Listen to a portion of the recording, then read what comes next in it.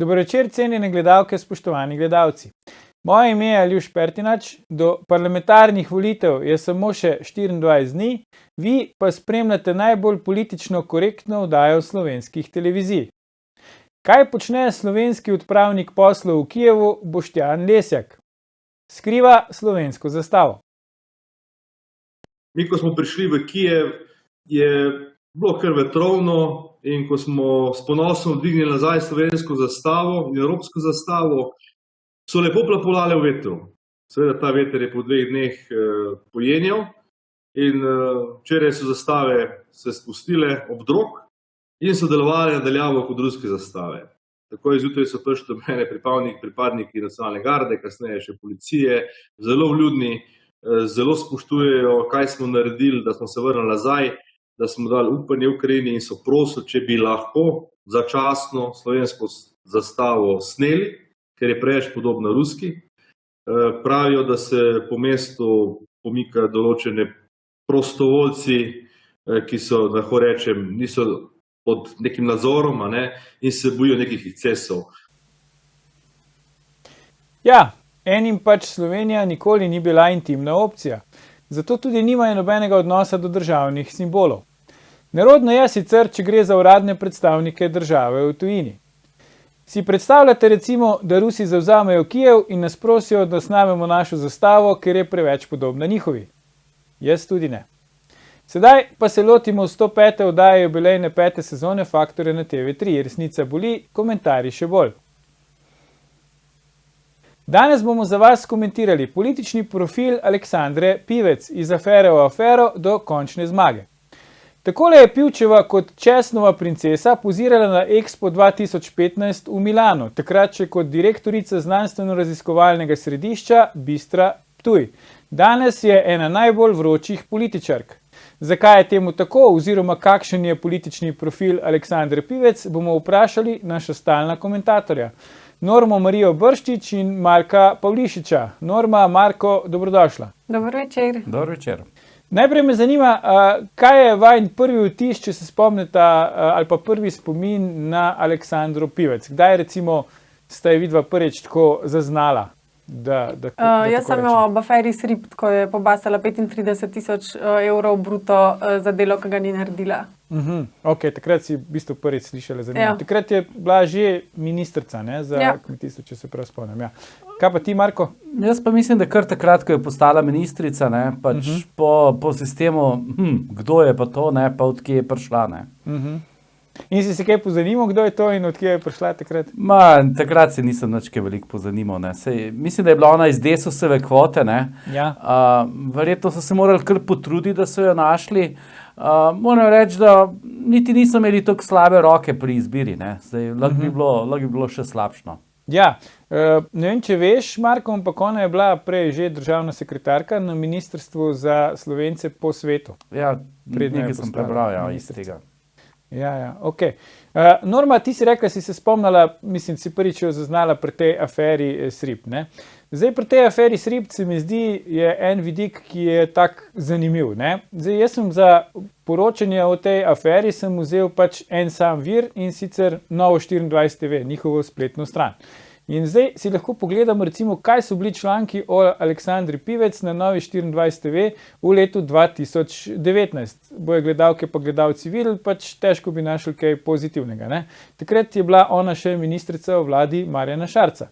No, potem čez eno leto, ko pa je bila pač ministrica že v vladi, ki jo je vodil Janez Janša, oziroma je pač podprla nastanek vlade Janeza Janše, takrat svojo poslansko skupino Desus, ko je postala predsednica Desusa, se je pa zgodba popolnoma obrnila. Takrat je pa Andrej Rant, eden izmed urednikov Nove24 TV,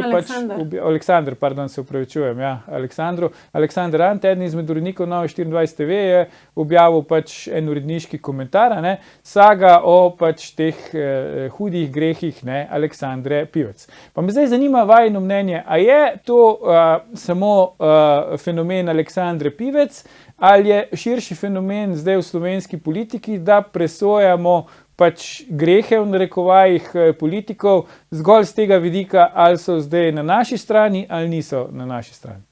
Ja, jaz mislim, da to v Sloveniji se gotovo dogaja. To ni prvi tak primer. Pred dnevi sem zasledila, da je žvižgač, ki je tudi zdaj ustanovil svojo stranko, Gale, tisto stranko, ki so jo v bistvu ustvarjali njemu v podporo, prosil, da zbrišajo njegovo ime iz imena te skupine na Facebooku, zaradi tega, ker pač mu sploh ne dovolijo, da bi tam objavljal svoje stvari.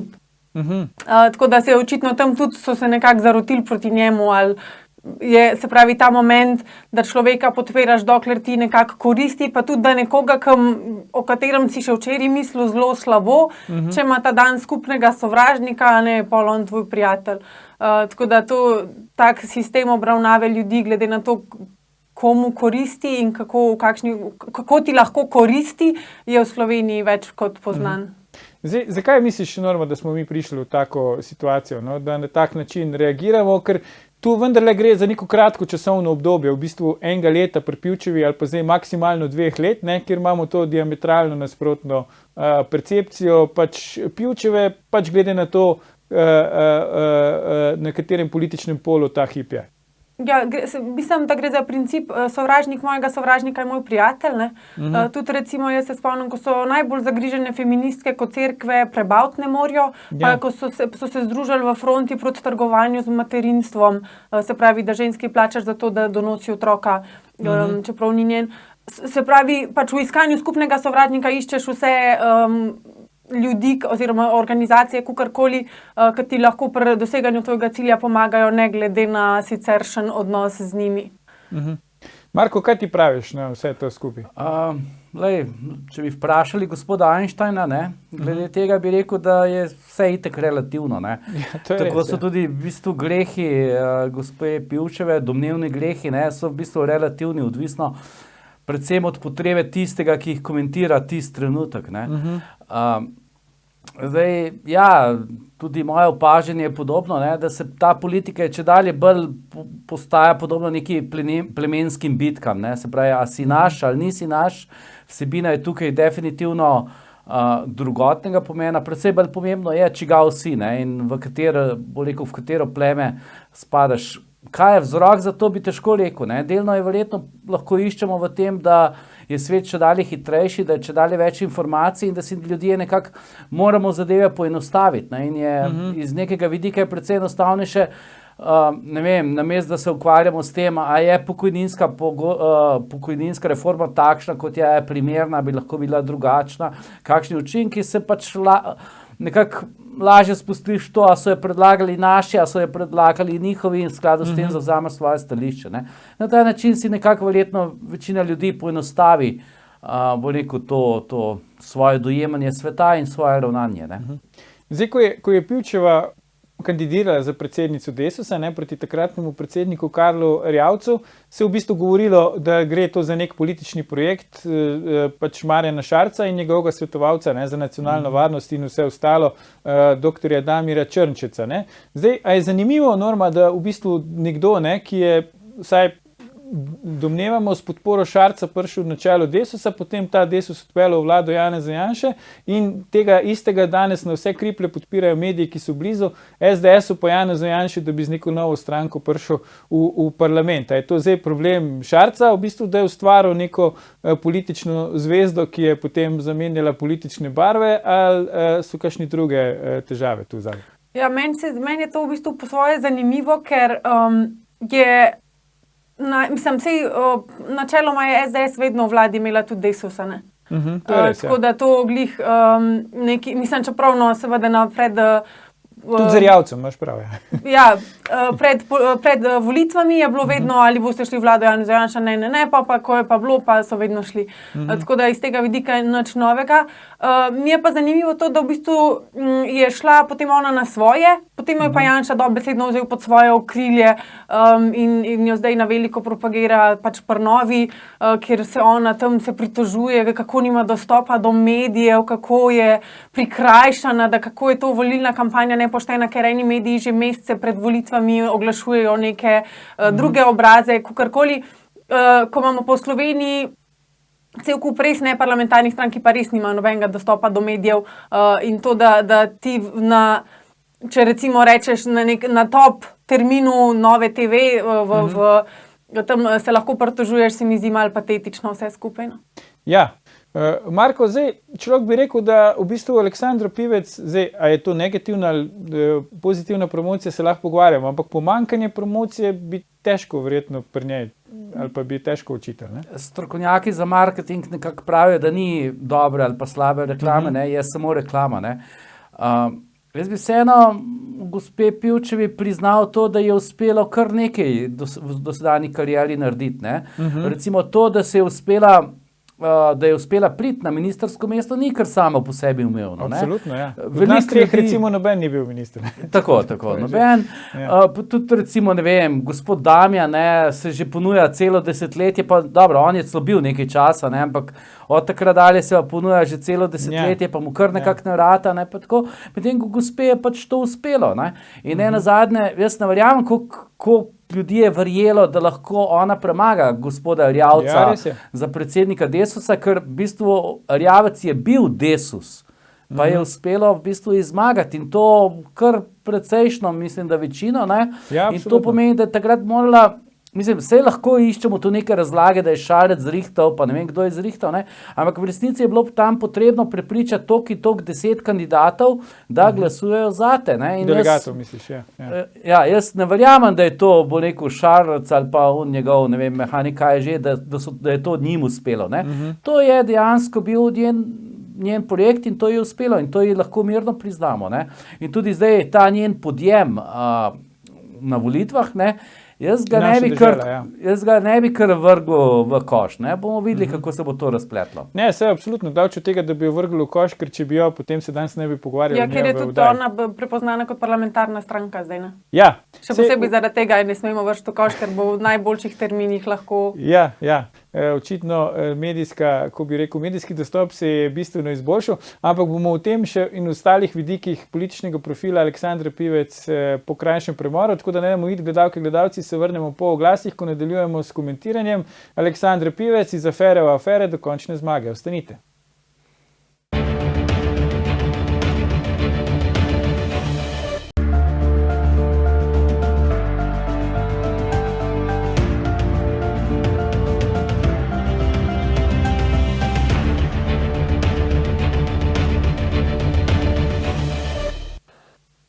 Dobrodošli nazaj. Z nami sta še vedno Norma Marija Brščič in Marko Pavlišič. Pogovarjamo pa se o političnem profilu Aleksandre Pivec. Norma, Marko, preden smo šli na oglase, smo ostali pri tem, kako je z reklamo ali pa s pojavnostjo Aleksandre Pivec v medijih. Jaz sem imel eno tezo, da pač ona te pojavnosti nima premalo, oziroma težko bi rekli, da se ne pojavlja v medijih, ker se mi zdi, da v tej svoji relativno kratki politični karieri je ves čas v medijih, zdaj v pozitivni ali po negativni luči. Marko, ti si rekel, da vsaka reklama je dobra reklama, pravijo strokovnjaki, da ni slabe, ni dobre reklame, no ampak vseeno se je tu zgodil v začetku tega tedna tudi en preobrat, kar zadeva volitve. Namreč TV Slovenija je po premisleku, in kot so sami rekli, po preučitvi dosedanje prakse, pa javno dostopnih virov, pa pravnih podlag, ugotovila, da je naša dežela Aleksandre Pivec, čeprav je nastala kdaj, 2021 se mi zdi, parlamentarna stranka. Se pravi, nikoli ni šla na volitve, te zadnje volitve, ki smo jih imeli 2018, so bile, je še ni bilo, ampak je parlamentarna stranka. Zdaj, kako si vidva to razlagate, to odločitev TV Slovenije?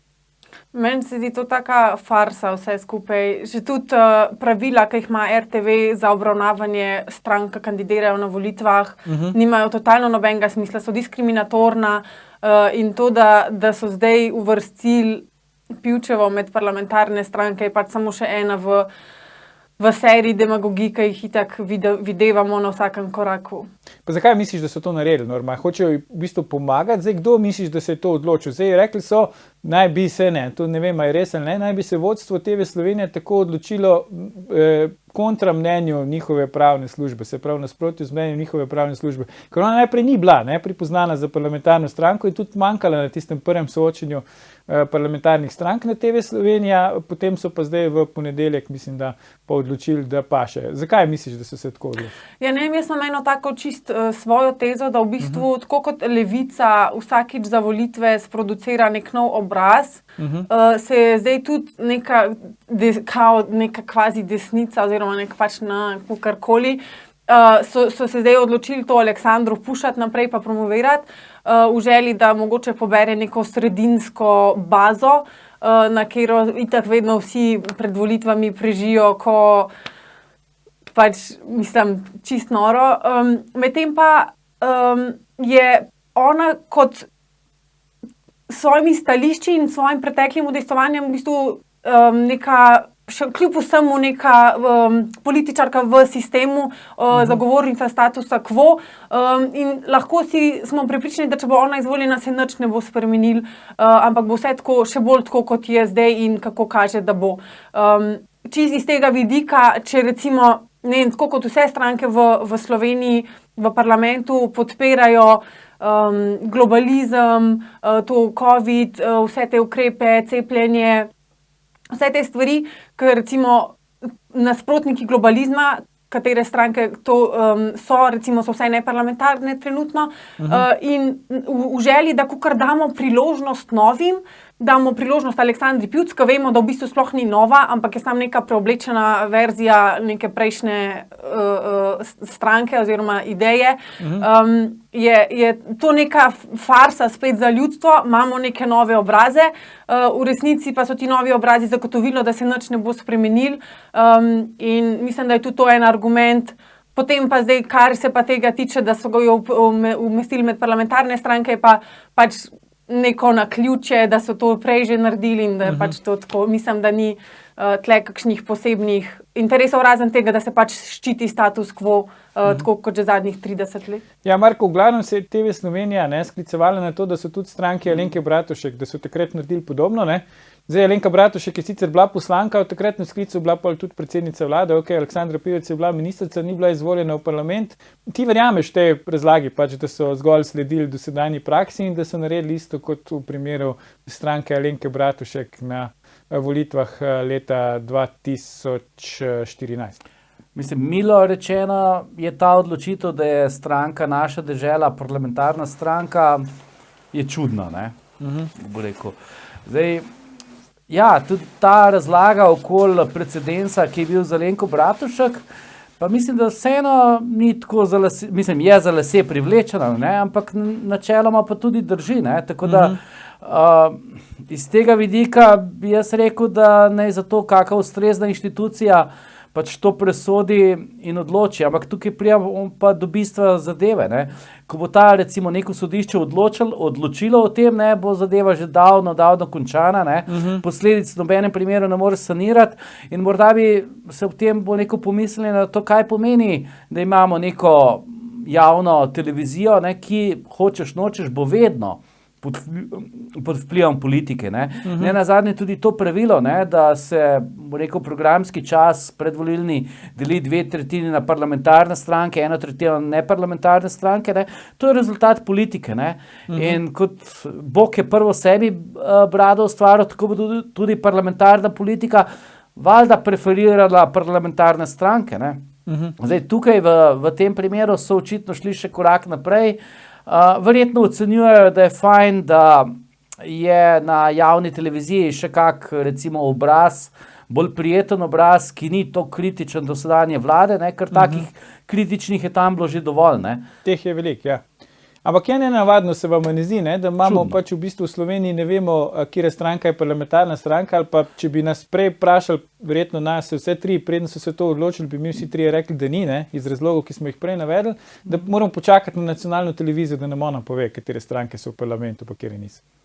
Ja, to je res meni fascinantno, pa tudi to, da, mislim, meni se zdi to že v štartu nepošteno, da se glede na to, kako so se iztekle prejšnje volitve, že kar predvideva, tako rekoč, kako se bodo tudi te. Kar se vidi na več nivojih. Recimo, parlamentarne stranke rabijo samo 3 podpise poslancev, neparlamentarne stranke morajo zbrati vsaj 50 podpisov v vsaki volilni enoti, če ne 100, oziroma letos smo imeli prvič primer kot gibanje, da grejo pa celo 1000. In mislim, na vsakem koraku se vidi, kako je želja, da se ohrani status quo, da se nič ne spremeni, ker če bi bilo pošteno, pač vsi začnemo 0-0 in pol ne zmaga boljši. Ne, da se že vnaprej preferira recimo, ne vem, tudi sploh tisti, v Sloveniji veliko strank, ko mi pridejo čez prag, Zakaj ima ena taka stranka zdaj pa kar status parlamentarne stranke, ko pa ena druga, recimo, ima pa 2-3%, pa čist malo manj, ampak samo zaradi tega, ker na prejšnjih volitvah ni mogoče noter šla, pa na prejšnjih volitvah sploh obstala ni, je pa zato že avtomatično diskriminirana in pač porinjena v nek neustrezen, neprivlačen termin za gledalce. Oziroma še drugače, ne, Norma, kot si ti sama prva ugotovila, imamo celo stranke, ki jih na prejšnjih volitvah sploh bilo ni, pa so zdaj parlamentarne stranke. No, to je pa, mislim, sploh lišek. Kot že rečeno, definitivno tukaj ta odločitev je kar precej čudna, ne. Ampak po drugi strani moramo pa vseeno, ne more lih vsakdo, ki se spomne danes, jaz bi bil pa, ne vem, jaz bi šel pa kandidirati in zdaj bi pa dobil čisto enak, bo rekel, čas na volitvah, ne. Je se treba vseeno malenkost bolj potruditi, je potrebno dokazati, da nekaj, bo rekel, znaš tudi narediti, ne, in potem pač iz tega pridejo neke posledice. Tako da, ne vem, meni se zdi tukaj recimo, da je Pop TV v bistvu na boljšem položaju, ne, kjer si nekako sami izberejo, kako bojo to organizirali in na nek način je to tudi za poslušalce bolje, ne. Ja, absolutno. Ja, ampak vsak, ko želi kandidirati, pač mora zbrati 400 podpisov, mora ustanoviti stranko. To niso tako enostavne stvari, da bi zdaj glih rekel, da to kar vsak lahko naredi. Oziroma, koliko zdaj 1000 na volilno enoto, ne, če hoče kandidacijsko listo. Če hočeš brez stranke 1000 na volilno enoto, ja.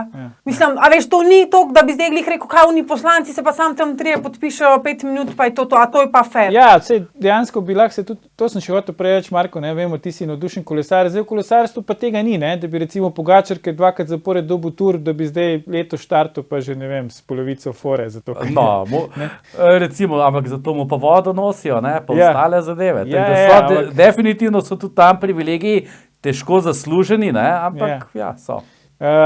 Kaj vi pravite na to debato, no? To, kar si zdaj v bistvu na nek način, Norma, ti začela, ne? Se pravi, te prehodi poslancev, ne? Se pravi, poslanci se v bistvu tik pred volitvam odloči, recimo kot je tudi v primeru pač naše dežele Aleksandr Pivec, ne? Najprej mislim, da je ena poslanka prestopila iz Konkretno, ne? Zdaj pa še 2 iz Desusa in potem je TV Slovenija ugotovila, da je naša dežela pravni naslednik Desusa, ne?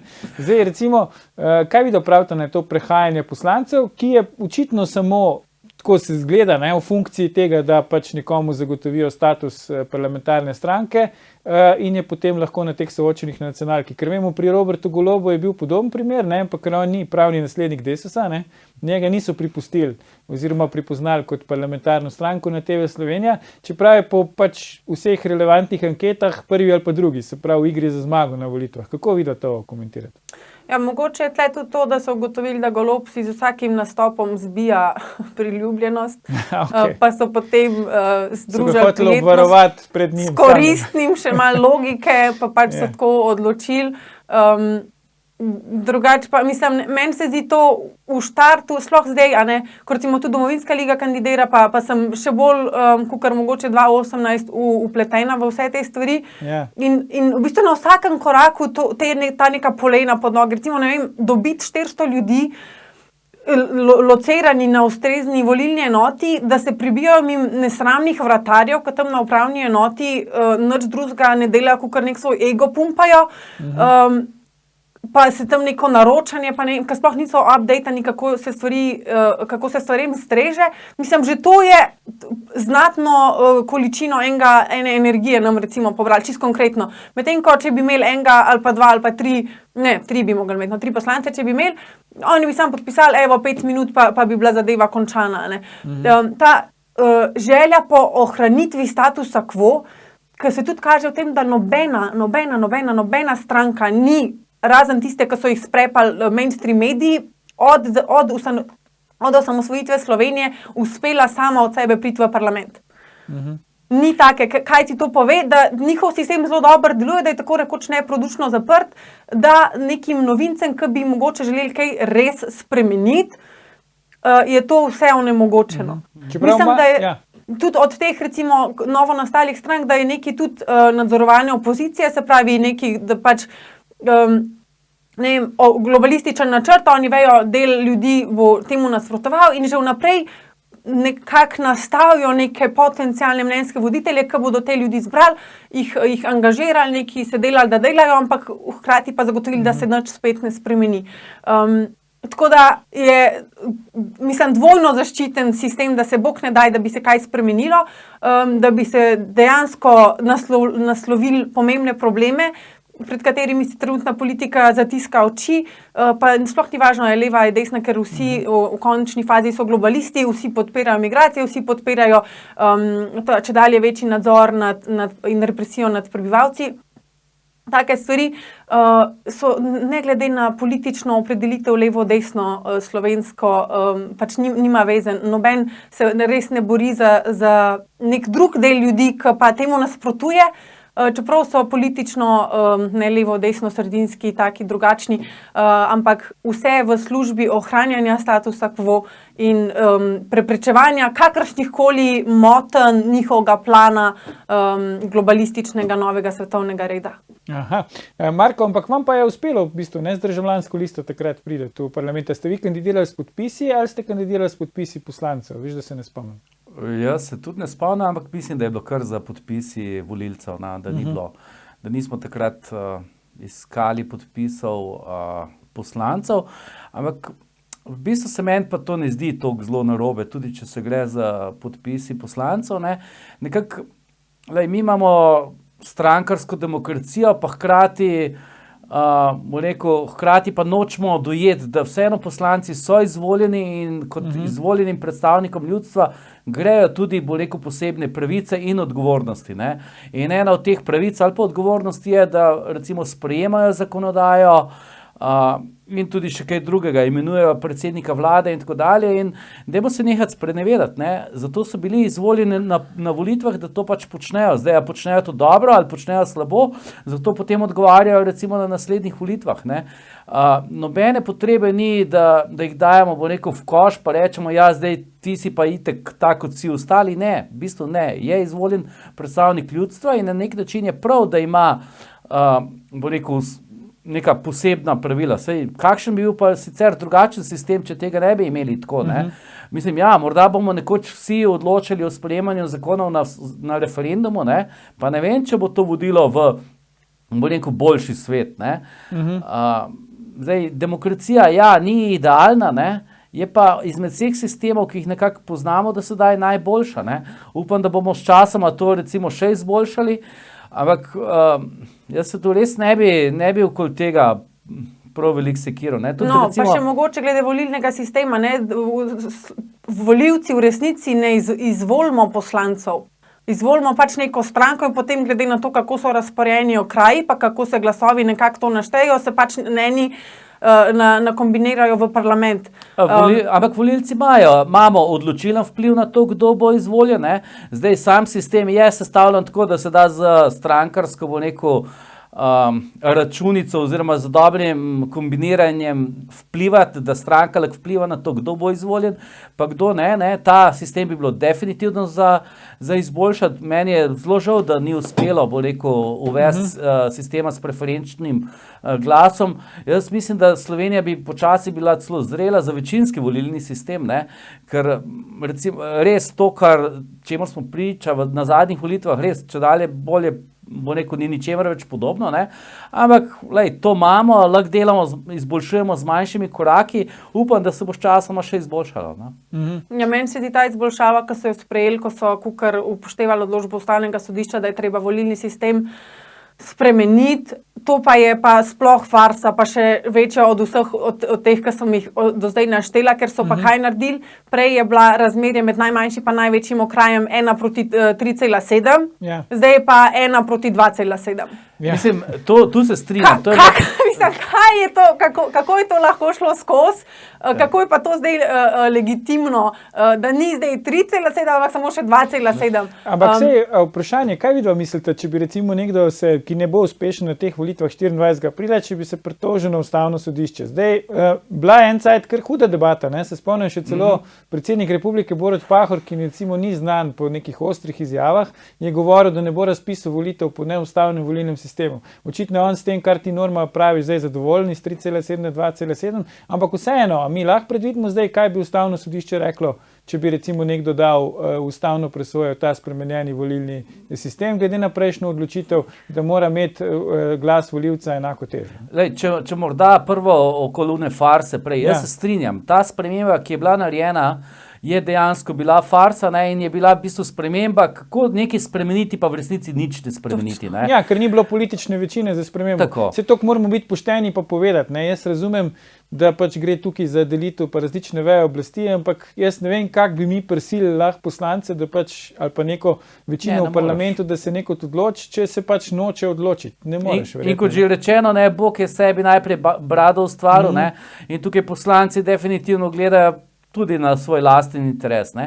Zdaj, glede ocene ustavnega sodišča, jaz bom to oceno prepustil njim, ne. Mislim pa, da ni prav zelo verjetno, da bi zaradi tega volitve kar razveljavili, ne, ker to bi pomenilo, to bi potem pomenilo, da bi ustavno sodišče na nek način pa moralo samo sforsirati nek nov zakon volilni, ne, kar pomeni, da si bi prevzelo zakonodajno vlogo, ne, kar je pa spet v nasprotju z ustavo, pa res ne vem, kam bi prišli. Čeprav, ene parkrat je mogoče to ne sicer tako radikalno, kot v tem primeru. Je že naredilo, ja. Je naredilo, ne, ustanovilo je recimo občino Ankaran, pa enkrat še prej ugotovilo rezultat referenduma za nazaj, pa tako naprej. Ampak da ne bi zdaj preveč zašli, če se vrnemo še mogoče malo na Aleksandro Pivec. Zdaj, ko se pogovarjamo o sistemu, me zanima vajino mnenje.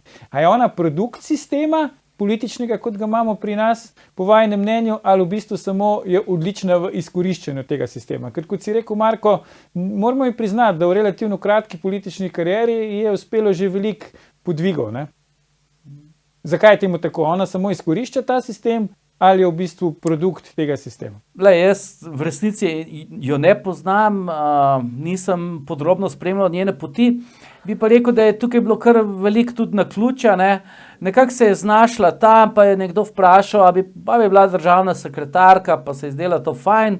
Potem je, zato ker je, bo rekel, tudi doktorirala recimo iz vinarstva oziroma iz fermentacije grozdja, nekako spada na kmetijsko področje, Desus je rabo kandidata, pa je postala ministrica za kmetijstvo, ne, in tam je pač verjetno ugotovila, da v tem sistemu, ne, se da relativno enostavno priti relativno visoko in enostavno, tako da bi rekel, da je na nek način produkt sistema, ne, ki ga pa je tudi spretno izkoristila v svoj prid. Ne. Ampak zdaj čist roko na srce, če postavimo njo ob bok gospe Fajon, gospe Bratušek, gospodu Šarcu, gospodu Golobu in kar je še ostalih, bo rekel, pretendentov v politiki, ne, pa se v bistvu čist paše v njihovo družbo, ne. Zanimivo, zakaj paše? Ja, nič kaj bistveno ne odstopa niti navzgor, niti navzdol. Po kvaliteti misliš? Niti po kvaliteti, niti po izgledu, niti po sposobnostih. Tako da čist paše v to družbo. Povej, ona si je v bistvu, mislim, da je ona taka politična oportunistka, ker če delimo politike na politike iz prepričanja, pa pač na neke oportuniste, mislim, da je ona pač to drugo. Zaradi tega, ker ko sem brala njihov program, to so same neke puhlice, nič konkretnega, tako kot večina teh nekih novo nastalih strank, pa tudi uveljavljenih strank. Skratka, paše not, ne? Ja, v tem se je očitno znašla kot riba v vodi, ker tako, se strinjam, v bistvu, ni razlike med ostalimi in njo našla, kot da bi našla svojo čredo. Ampak apropo izgleda, Norma, ne? Zdaj včasih se zdi, da političarkam v Sloveniji izgled prej neko breme, ne? Zdaj, en teden par dni se že pogovarjamo o tem, kako recimo Tanja Fajon stoji, pogovarjali smo se tudi o čevljih Alenke Bratušek, ampak pri Aleksandri Pivec pa ni videti, da bi ta videz je preveč oviral. Se mi zdi, da je to prej njen plus, ne? Tudi videli smo tisto fotografijo, ko še ni bila v politiki, to, da se greš ti v česen obleč, pa tam recimo poziraš na nekem expo v Milano kot česnova princesa, to kaže na to, da ona spretno izkorišča tudi ta svoj videz, ne? Pri svoji politični karieri, ali ne? Ja, meni se zdi, da, jaz nisem zasledila teh debat o izgledu slovenskih političark. Spomnim se Bratuškinega tistega kostima, tiste mi je zdaj zelo neprimerno, ampak drugače pa slovenska... leopardjega vzorca na čevljih, ker pri moških recimo se ne pogovarjamo o tem, kako so stali na soočenju na Pop TV v ponedeljek, ne? Pogovarjamo se v bistvu sam, kako je stala Tanja Fajon. Ja. To je tudi ta družbeni mal pritisk na ženske, da morajo vsakič biti drugače oblečene, vsakič nekaj novega. Medtem ko je pa en moški recimo eno leto hodil identično oblečen, celo leto pa noben ni nič opazil. Tako da iz tega vidika, mislim pa tudi treba ljudem vršiti neke kosti, ker kot sem rekla, programi so prazni, so neideološki, mislim, ko bereš tiste programe, ne bi nikoli, pa za Levico veš, da oni bi tam vse neki nam pobrali, pa oni pol vse pobasali, pa neki se delali, da talajo. Ampak med ostalimi pa tako rekoč ni razlike v programih in je potem treba neke debate speljati v neke čevlje, kako je kdo hodil, kje je bil, kje je jedel kosilo, in take stvari, ki v bistvu za prihodnost Slovenije niso glih bistvene, ne. Lahko bi se pogovarjali recimo bolj o tem, kdo je koruptiven, ker bi tukaj Pivčeva pa lahko jo obravnavali kot tako. Ampak o tem se seveda ne bo govorili, ker je pač zdaj trenutna sprega politike in medijev taka, da je pač njo se treba zdaj nekaj pušati naprej, opredeliti jo kot parlamentarno stranko, tam jo braniti na novi. Očitno o tem, kakšni ljudje so v resnici v politiki, ni se zanimivo pogovarjati, ker bi to mogoče ogrozili ta status quo, medtem ko o tem, kako je pa kdo hodil, pa bil oblečen, to pa je taka varna tema, da se ljudje lahko malo zgražajo, pa tam pišejo, pa mislijo, da kaj so neki zdaj sodelovali v neki politični debati in nič se ne spremeni. Ja, zdaj, kam lahko po vajenem mnenju pripleza Aleksandra Pivec, vidimo tudi pleza, če je treba, pa to objavil na Facebooku, lahko pripleza v parlament na teh volitvah? Ja. Jaz jo ne bi, kot sem rekel, jo ne bi vrgel v koš. Ne nazadnje se spomnim, da par mesecev nazaj je tam na nekem panoju v bližini, kjer stanujem, je imela Naša dežela svoj plakat in to je edina, rekel, stranka. Ne vem, kaj so imeli, ali so imeli kak sestanek ali kaj, ampak bil je tam plakat. Pa tudi nazadnje, ko sem šel z biciklom na bližnji hrib, me je prehitev en kolesar, ki je imel na sebi dres Naše dežele. Sicer to mu malo zamerim, da me je prehitil, ampak dres je bil pa nov, pa lep, tako da očitno delajo. Če ti zdaj ne pošljajo prosti Marku dresa, potem si ne zaslužijo kolesarskega, si ne zaslužijo, da pridejo. Tako. Odvisno od tega, koliko delajo na terenu. Zdaj, ona je uspela prepričati kar veliko kandidatov Desusa, da so takrat podprli. Če je uspela dobiti par, lokalnih odborov, da delajo za njo.